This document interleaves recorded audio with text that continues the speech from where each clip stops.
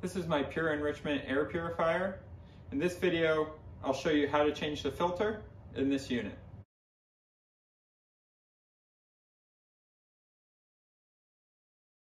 To replace the air filter, you need to remove the front cover.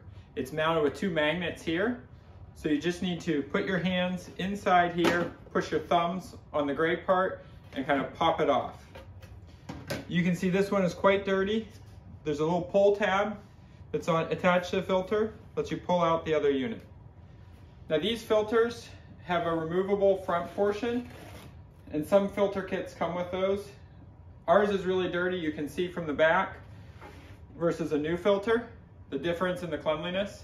So I'm just going to go ahead and throw away the entire old filter and put an entirely new unit in. Now I'm going to make sure that fabric tab is pulled out, so next time I want to use this and change the filter, it's easy to remove. So I place that in.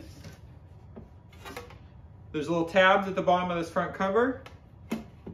They notch into place, and that's all there is to it.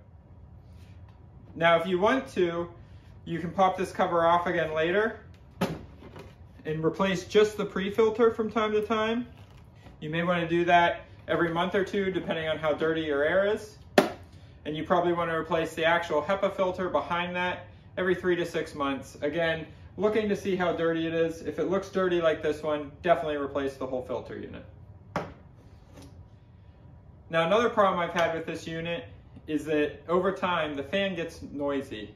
I'll show you in another video right up here what you can do to quiet down a noisy fan.